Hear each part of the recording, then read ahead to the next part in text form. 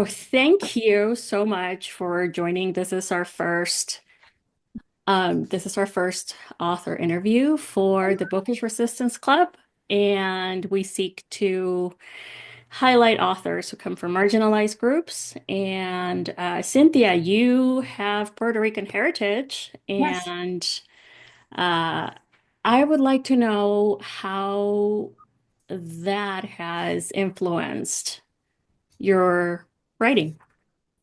How is it? Wow, that's a great question. I early on, I was a journalist. So I started off as a journalist. And when I started writing fiction, I started trying to write realism, kind of harkening back to the things that I was exposed to as a journalist working in inner city Chicago. But then I kept kind of like inserting the fantastical in it because it was just so hard for me to right, but things that really happened. I didn't grow up like a lot of my colleagues with books in the house and Stephen King and reading Stephen King. My parents told me stories, whatever they remembered from Puerto Rico. They each have sixth grade education, and they were born in rural Puerto Rico in the 1940s. So they stopped going to school at sixth grade because they had to work or help around the farm or the house, and so stories that I remember that I loved were fairy tales. And so that's kind of what I started inserting into my fiction as I started writing, like fairy tales. And that's how it's influenced me, is like that tradition of oral storytelling, is that's how I got my stories, through ghost stories, through, you know, your Theo told me this story. There was always just the family gossip and listening in on what was going on during the parties. And that's where stories came alive to me. That's funny because my parents also, neither of my parents went to high school. They both also had to work and help out their families, and they grew up in rural northern Peru. Oh, no. Yeah, Okay. Yeah. yeah, and in the 30s, and that is very much they did not grow up with libraries, and I think that when they were, in a better situation in life later on, I think one of the first things my dad did was to set up a very small library in the living room, because he wanted that. He wanted me to grow up having that because he hadn't had it. And that's kind of funny, to have that oral tradition of what you hear from your parents, from the gossip and all of that. That's very much what I grew up with as well. When you talk about inserting the fantastical into, your what you were seeing as a journalist, for example, for Forgotten Sisters, which is the book that we have for our Bookish Resistance Club, I was actually familiar with the event that is the background You of are? that because I watch a lot of, true crime and all of that. Um, so when you have something like that happened in Chicago, which is, where you are and everything, how does that, that sparked, the story of the sisters, obviously. Why did they have to be sisters? And like how do you find the perfect blend of the historical and the fantastical? Because Yeah. I love that book. It was so Thank good. you. Thank you. So it's based off of two real sisters who died in that event.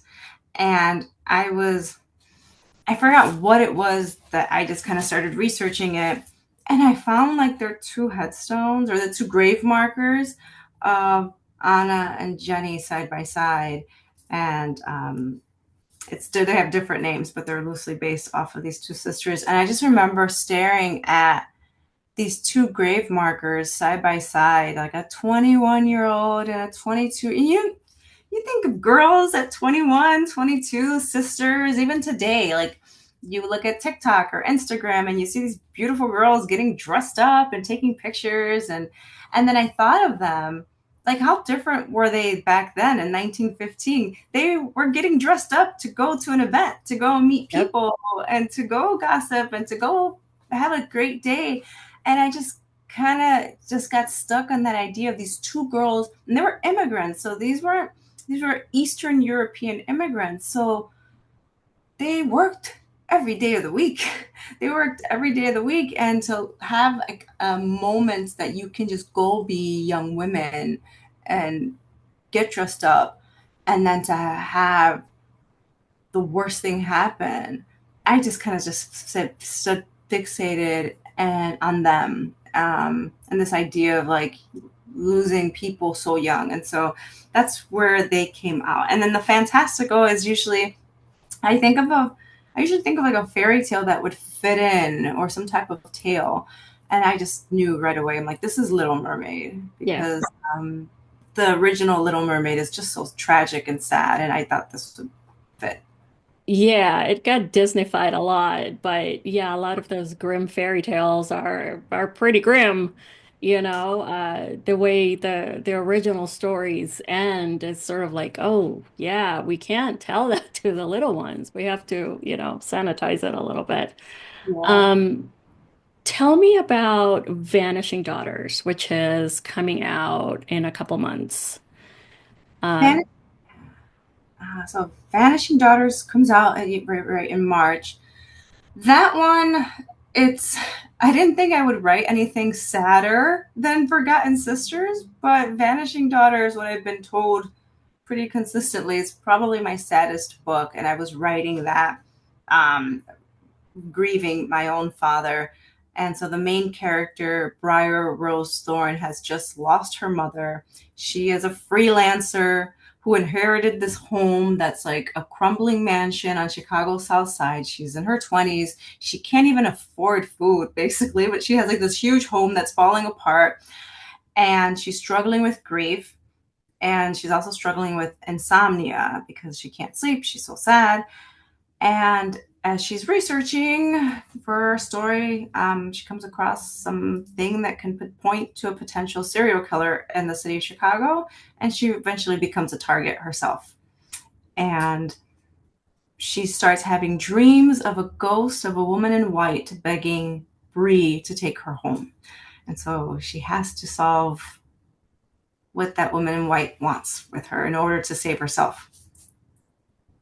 Yeah, I enjoyed that one. I got to read that early and yeah. You had it. Oh, thank you. Yeah, that was really good. Yeah, I was sad, but it's really good. Yeah.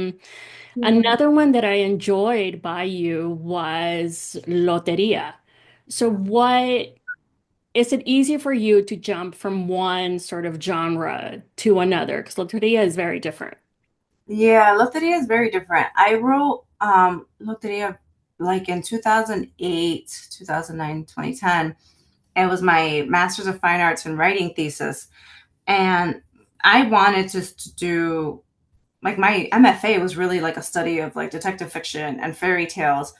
And the more and more I kept reading Grimm's or other fairy tales, I was like, there isn't like this huge compilation of Latin American fairy tales. Like we have Horacio Quiroga. We have others, but I wanted more, and I wanted something based off of all these stories that my family had told me, things I had picked up in my travels, and it is very different than a lot of my writing today. It's just so I write poetry, I write experimental fiction, I do novels, I can do novellas as well.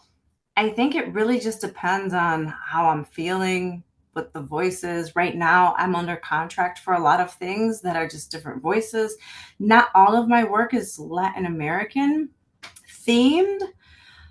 I don't know. I think it's been personally, it's just really difficult for me to. Every time I sit down to think about writing something, I feel that's Latin American. I feel so much pressure.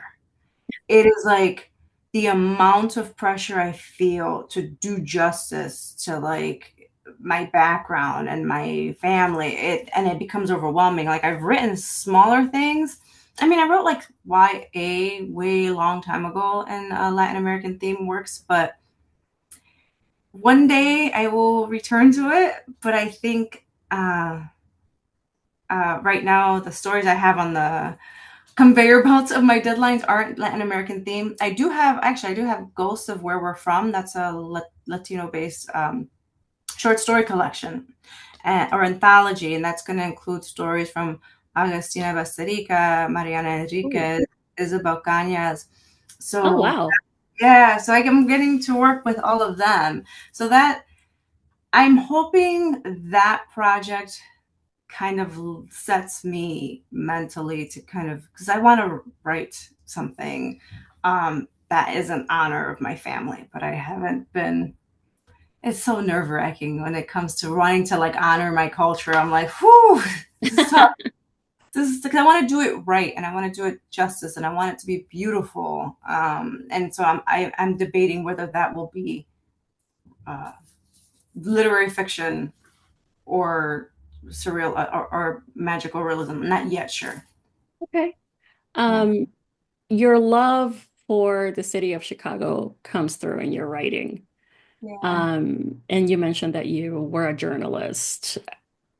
How how do you think that, the city influences you, influences the stories that you want to tell? I mean, there is just so much lore, like in Vanishing Daughters, and Yeah. um, it really does come through, I believe, in your work. And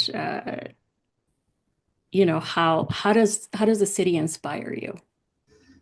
I I know there are a lot of issues with being Latin American in the United States. There's plenty of issues, and my parents encountered a slew of issues here as well. But I think largely the city was so welcoming to two people that didn't know English. And so I feel like writing about Chicago so much has been my constant thank you. Thank you for taking care of my dad. Thank you for taking care of my mom. Thank you for being okay with my grandfather tagging along with them everywhere and him not speaking English. Like, thank you. And so it's been my way of really telling the city of Chicago, I am here because you all were good to my family. And that's not always the case for a family that's coming here without the the tools, the English tools, or anything, or understanding culturally. And so I remember my dad when because I didn't go to preschool. I had like preschool by my dad. So my dad, this was before preschool was like for everybody, and so my Right. dad would like take me. I would because he was a stay-at-home dad and my mom worked. It was very different. And so he would take me on the train and he would take me to the museums and he would take me to the parks. Like he loved the city and he was always like my little tour guide. And I think he loved this town a lot and he wanted me to love it. And he was the first one telling me like, oh, there's a story here that algo pasó aquí. Like he was always so like he always wanted to tell. He was always like, if you've ever seen the movie Big Fish, Mhm.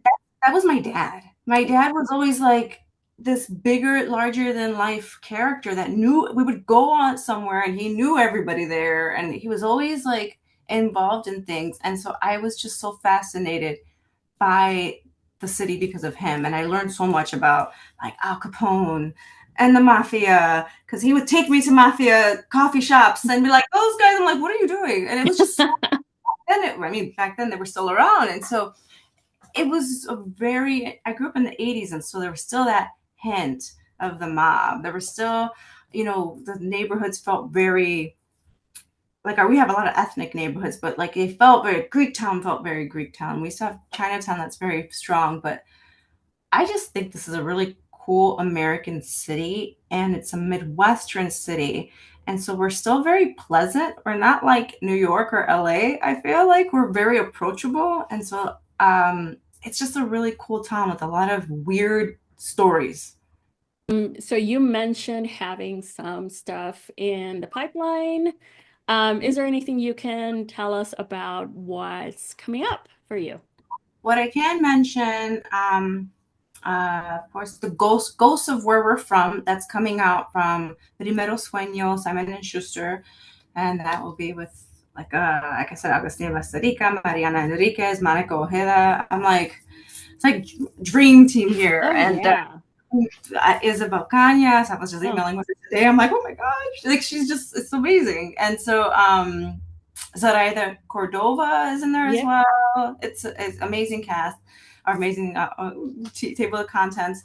I have a short story appearing in the Stand anthology, The End of the World as We Know It. That's the first approved Okay.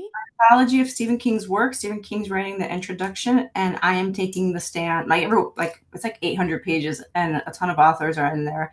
My story takes place in Puerto Rico, and so it's the first time I've written a story set in Puerto Rico, Oh. I think ever. So this was a lot of pressure for me. And the other one I can mention is I'm writing a Peter Pan horror story. Yes. Yeah, that's been Yes. announced. Yeah, so that I'm working Oh, on.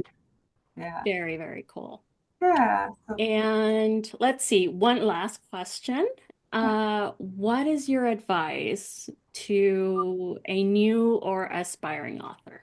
oh, read a lot, write a lot, of course, but read widely. Like read it not just in your genre. I have started reading more and more. Like I read very widely for a long time, and then I kind of just went and was just doing horror for a long time, and I noticed that wasn't so beneficial. So just kind of expanding.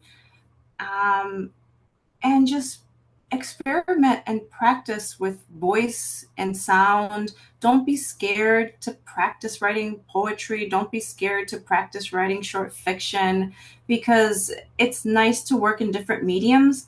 I know a lot of novelists say they don't write short stories or vice versa, but it's nice to kind of practice because if you practice short fiction, you can learn techniques that you can incorporate into your long fiction. So that, and then don't ever stop.